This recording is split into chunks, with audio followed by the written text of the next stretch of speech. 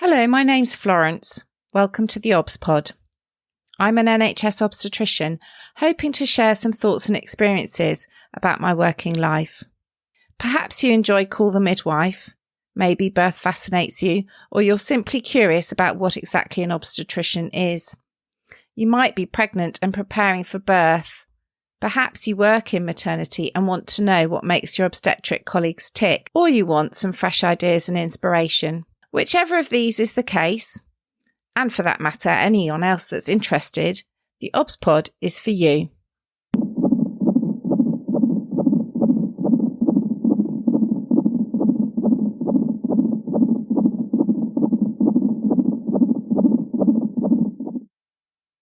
Episode 135. Embrace Equity. I'm recording this episode on International Women's Day 2023. And the theme, the hashtag that we've been invited to highlight today is Embrace Equity, hence the name of this episode. In my attempt to embrace equity, I've decided today to talk a bit about global trends in maternal mortality. I'm recording this episode because of a shocking headline that I saw on social media a week or two ago. The headline said, "A woman dies every 2 minutes due to pregnancy or childbirth," and it was published by the UN agencies and the WHO, the World Health Organization. It took my breath away. That means in an average episode of 30 minutes listening to this show, 15 women will have died somewhere in the world. That's an absolutely shocking statistic. In some ways, it's not surprising. I'm aware that I'm very fortunate. I practice in a country where the maternal mortality is comparatively very low. Our rate is around 9 or 10 women per 100,000 births. But I know that this is not the case in many other countries with less fortunate circumstances or less equitable healthcare system. So I decided to delve into the report in a bit more depth. What's the information that lies behind that dramatic headline of a woman dying every 2 minutes due to pregnancy or childbirth globally? And to give you some personal reflections as well as my kind of key points from the data. That statistic equates to the fact that 287,000 deaths occurred in a year. That's over 250,000 women dying every year from pregnancy or childbirth. Where do these statistics come from? The headline was essentially related to the publication of a report that looked at trends in maternal mortality from 2000 to 2020. This was a joint estimate by the WHO, World Health Organization, UNICEF, UNFPA, World Bank, and the UNDESA Population Division.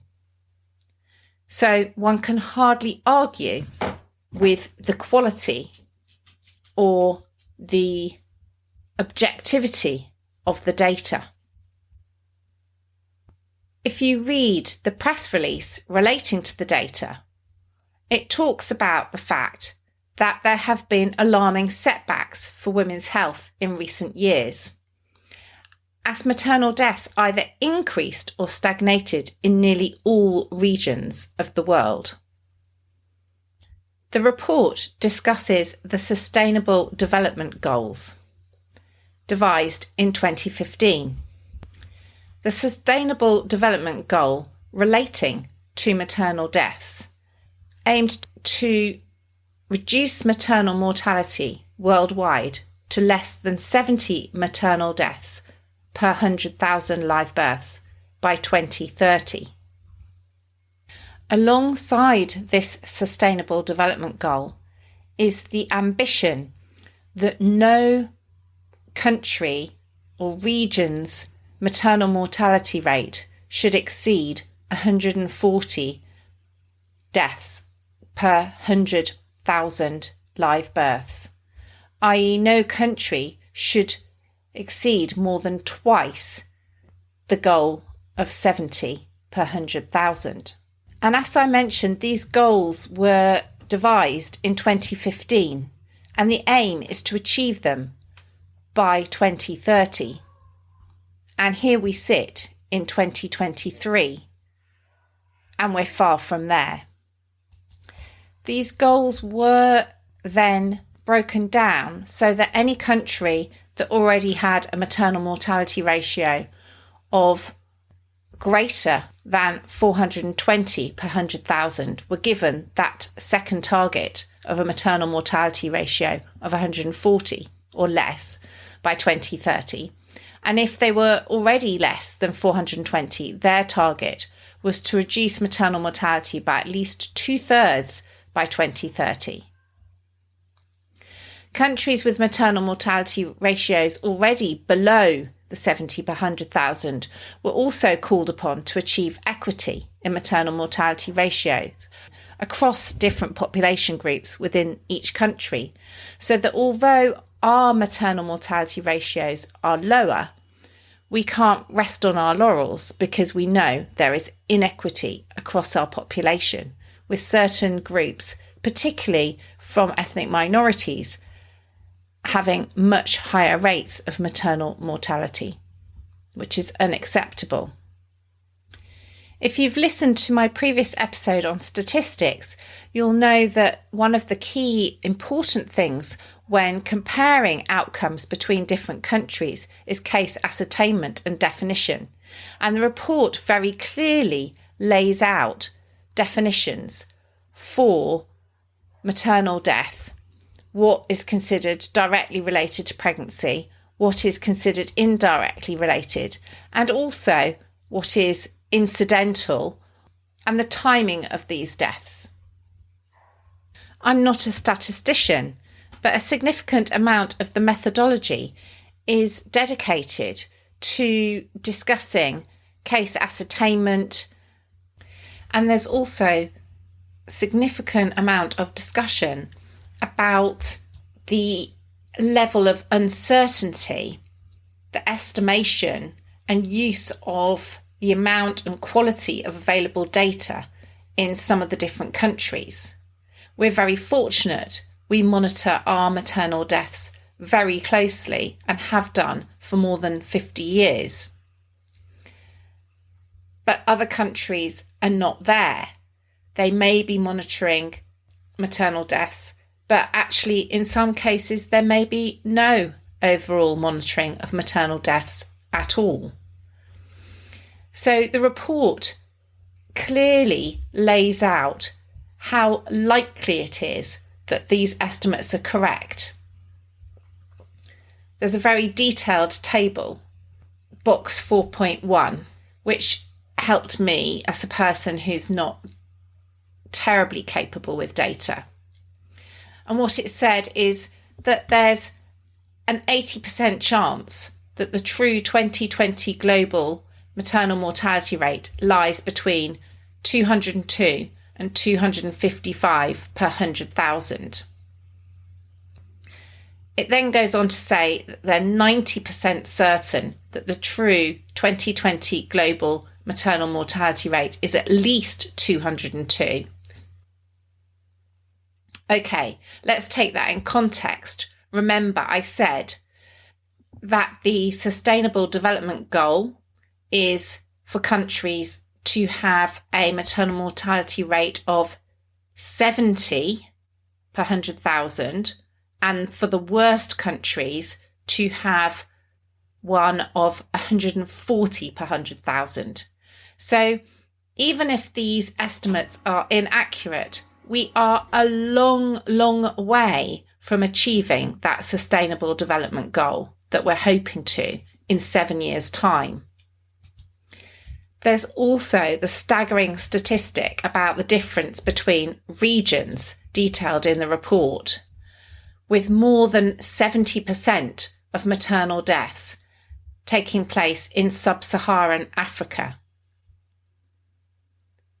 giving a lifetime risk of maternal death of 1 in 40, in comparison with a lifetime risk in Australia, for example, with a very low maternal mortality rate of 1 in 16,000.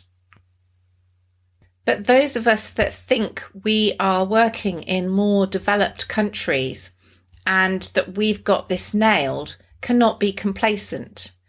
If you look back at the press release, 2 of the 8 UN regions show an increase in maternal mortality from 2016 to 2020. The top one being Europe and North America, a rise of 17%. And the second one being Latin America and the Caribbean, a rise of 15%. Some other regions, such as Australia and New Zealand and Central and Southern Asia, experienced significant declines. So it is possible to make a difference. Okay, so this is a massive problem. But what do I think we can do about it?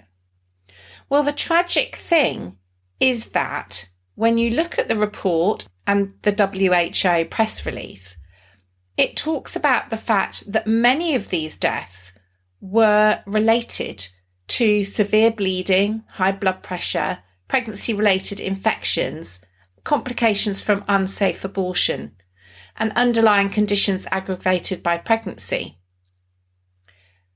Therefore, these are all largely preventable and treatable with access to high-quality, respectful healthcare. It talks about the importance of antenatal care, as well as postnatal care and access to modern family planning methods.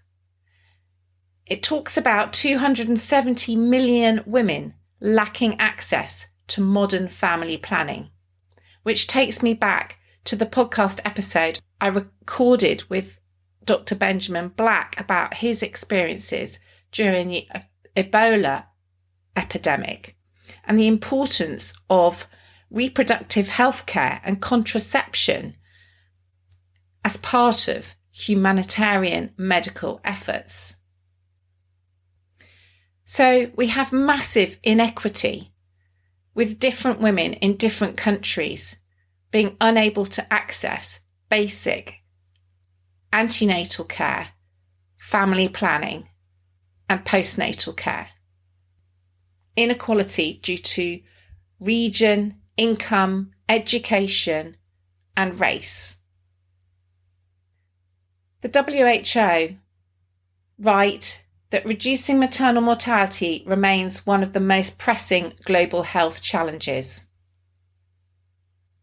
and that if we don't significantly accelerate progress to meet that sustainable development target, that global goal for reducing maternal death, we are risking the lives of over 1 million more women by 2030. 1 million women. And let's not forget, women of reproductive age. These are young women. These are women any time from the menarche to the menopause. So they're probably going to be somewhere between 15 and 50 years of age. These are not old women. And not only is a woman dying in pregnancy or as a new mother a horrendous thought in itself, it has a ripple out on her perhaps existing children extended family or local community. Again, when I talked to Dr. Benjamin Black, he spoke about talking to women in Sierra Leone and explaining to members of the community that it was not normal for women, their sisters, their mothers, their cousins, to die during pregnancy or birth. So what's my zesty bit? I can't possibly hope to provide equity in healthcare to women across the globe. But I can, by speaking up and drawing attention to that headline of a woman dying every 2 minutes, try and keep the conversation alive. I can, as a maternity worker, be an advocate. We need to speak up. We need to make noise. We need to make sure that this is unacceptable so that the world starts to accept that this is the global health crisis that the WHO discusses. The report also details the fragility of healthcare systems, and you only have to turn to the news to see the impact of conflict in Ukraine, earthquake in Syria, how precarious delivery of healthcare to women in those circumstances can be. Surely, as a global society, we need to stand up and clamour for women's health during pregnancy, birth, and reproductive years to become a greater priority. Embrace equity. So for my zesty bit, please share this episode. Make sure everyone is having the conversation and do what little you can to make sure that women's voices are heard. I very much hope you found this episode of the theobspod interesting. If you have, it'd be fantastic if you could subscribe, rate and review on whatever platform you find your podcasts, as well as recommending the theobspod to anyone you think might find it interesting. There's also tons of episodes to explore in my back catalogue, from clinical topics, my career and journey as an obstetrician, and life in the NHS more generally. I'd like to assure women I care for that I take confidentiality very seriously and take great care not to use any patient identifiable information unless I have expressly asked the permission of the person involved on that rare occasion when it's been absolutely necessary. If you found this episode interesting and want to explore the subject a little more deeply, don't forget to take a look at the programme notes where I've attached some links. If you want to get in touch to suggest topics for future episodes, you can find me at theobspod on Twitter and Instagram, and you can email me theobspod@gmail.com. Thank you for listening.